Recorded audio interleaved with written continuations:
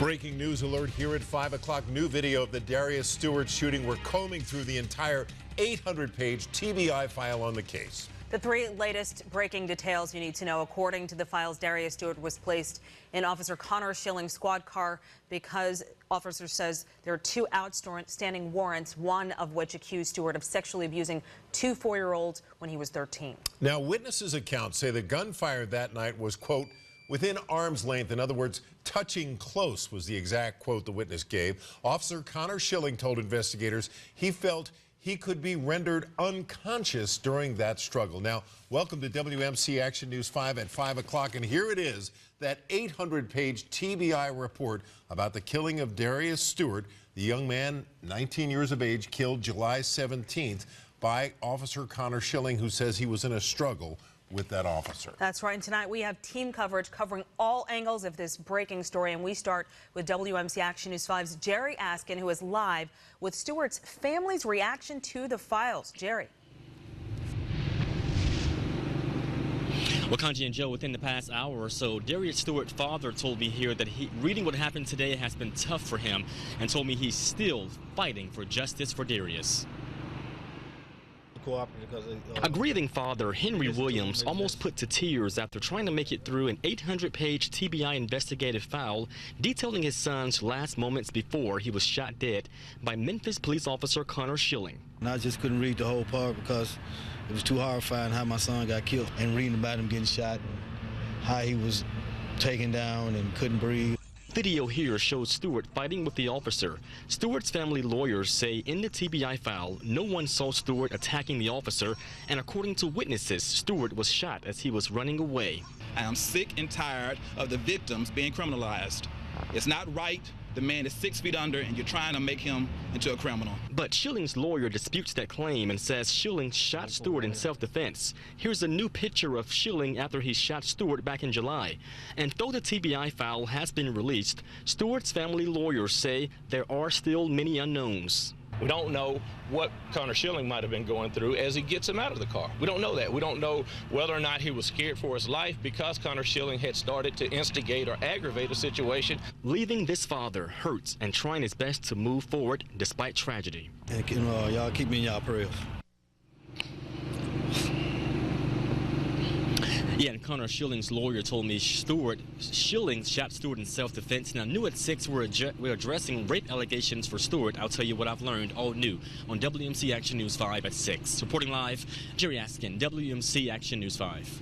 So all day long, our team has been pouring through the TBI file, breaking down what you need to know and talking with experts about what's inside those 800 pages. Tonight, WMC Action News 5's chief investigator, Andy Wise, is live right here in the studio with us with what the files say about the use of excessive force in Stewart's death. Andy?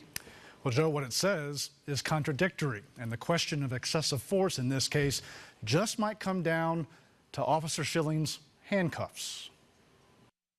Straight from the TBI file, the pair of handcuffs that were found at the scene July 17th, where MPD officer Connor Schilling shot and killed 19-year-old Darrius Stewart after initiating a warrants search during a traffic stop.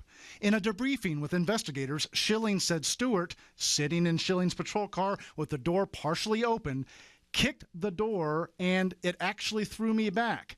That's when the struggle started, shown in this new witness video also released with the TBI file. According to the file, Schilling told investigators Stewart had control of my handcuffs, and he was attempting to strike me and actually did strike me in my arms and my face, evidenced by these pictures of Schilling released in the file. If he strikes me and I go unconscious, he'd have complete control over me and possibly kill me.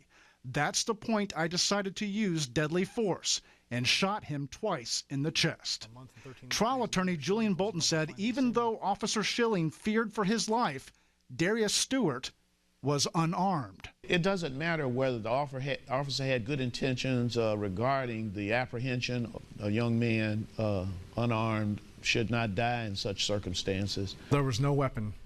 But there was. But a weapon is also a pair of handcuffs. Those become brass knuckles. Those have jagged edges. Those have the ability to put your eye out. The TBI file reveals Schilling did get control of the handcuffs after shooting Stewart, and he used them to cuff Stewart while awaiting other authorities. To handcuff a man bleeding out is problematic. Is that standard protocol? Yes, it is. It's standard protocol. Individuals that have been shot, you definitely put them in handcuffs. When he attempted to handcuff Mr. Stewart, even after he had been shot, that he was still resisting. The TBI file notes a citizen filed an excessive use of force complaint against Officer Schilling back in 2013, but it was closed because it was, quote, not sustained. Witness statements also claim Schilling stood over Stewart laying on the ground when he shot him, or they say he shot Stewart in the back. But the medical examiner's report, also in this file, says Stewart's wounds were, quote, inconsistent with that testimony, although the report says the second shot could have occurred while Stewart was on the ground because it went through his left shoulder. Andy Wise, WMC Action News 5. Thanks, Andy. Inside the TBI file on Darrius Stewart, 4 videos were also released showing what happened leading up to the shooting. For the first time, we are also hearing from witnesses. WMC Action News 5's Sasha Jones is live, breaking down exactly what witnesses told police. Sasha? This file is filled with telling details, some of the most compelling coming from people who say that they saw what took place. Witnesses walk us through what they say happened right here in this grassy area the night that Darrius Stewart was shot. Police just shot him twice. The release of the TBI investigation into the death of Darrius Stewart is painting a clearer picture about what happened the moments before Stewart was shot. Investigators gathered detailed interviews and telling video. This cell phone video shot by a witness shows Officer Connor Schilling and Darrius Stewart wrestling in a grassy area, something witness statements agree took place. One witness says, quote, I heard the boy that was stopped by the cop hollering, I can't breathe, I can't breathe. You can see at one point Stewart overpowers Schilling and gets on top of him. One witness says as this was happening, quote, he turned to get his phone, and that's when he heard a gunshot.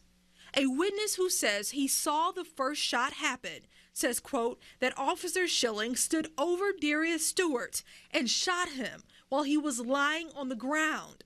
Then another witness says after the first shot, quote, I then saw Darrius getting up. He turned to run, and I saw the officer shoot him in the back. Something the woman shooting this video also says she saw. He took off running and he put the gun on him and shot him again. A witness then says he saw the officer put handcuffs on Stewart and call for backup. I feel so bad. I feel so bad for this man. You don't know he's gonna die. Now, both the medical examiner along with Officer Connor Schilling give interviews that are detailed within the TBI file. We take a closer look at those interviews coming up at 6. Also, hear why Officer Connor Schilling says he decided to use deadly force. But for now in Memphis, Sasha Jones, WMC Action News 5. And you can read the entire TBI file, all 800 pages, see every picture, and watch all 4 videos on our website, WMCActionNews5.com. See it for yourself. We'll also bring you continued team coverage tonight at 6. Also breaking, a federal indictment against the man accused of shooting and killing a Memphis police officer this summer. Prosecutors just announced they have indicted Tremaine Wilborn for the armed carjacking and felony possession of ammunition. Wilborn already faces state murder charges after Officer Sean Bolton was shot and killed during a traffic stop on July 31st. 17 suspected gang members have been arrested and charged in Panola County, Mississippi, due to tips in the Jessica Chambers investigation, according to the District Attorney General John Champion. While following up on leads in that murder case, investigators found evidence of other unrelated criminal activity.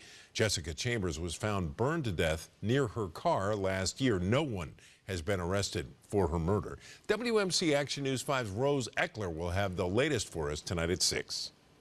A driver tried to avoid being arrested and ended up crashing into a Memphis police squad car.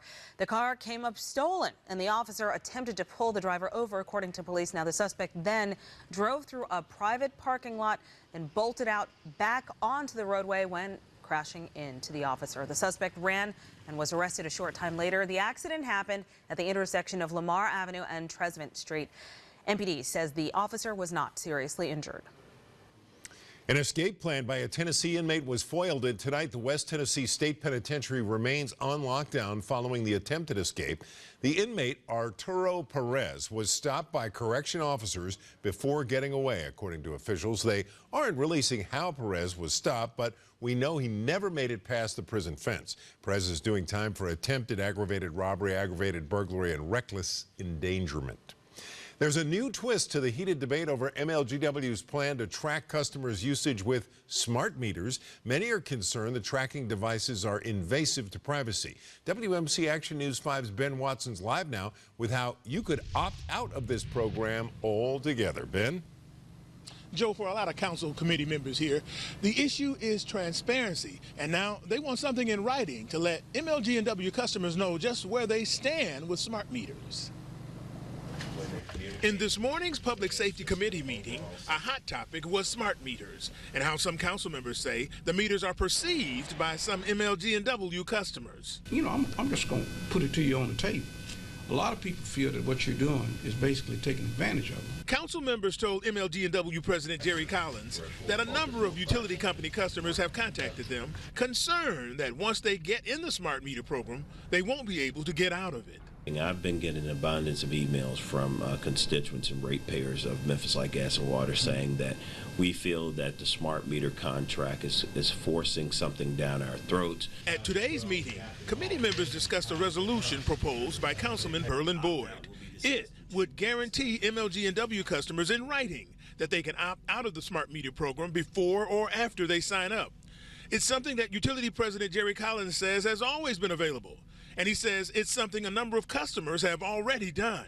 Out of the first 24,000 homes where we installed meters, 3.6% of the customers opted out. As for Boyd's resolution, committee members instructed City Attorney Alan Wade to review the language and work with MLG&W to develop a resolution that will make customers feel that they can say yes or no to smart meters, saying no without paying any extra fees or any other penalty.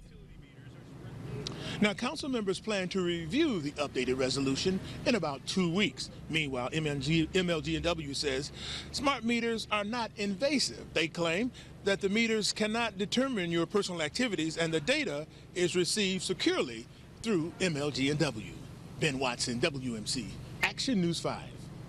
Thanks, Ben. St. Andrew AME Church is changing leadership. After 25 years, co-pastors Dr. Kenneth Robinson and Marilyn Robinson are retiring. The couple will preach their final sermon this Sunday to their South Memphis congregation. They've done so much incredible work in that community, and right now a successor has not been named, but the Robinsons plan to stay in Memphis.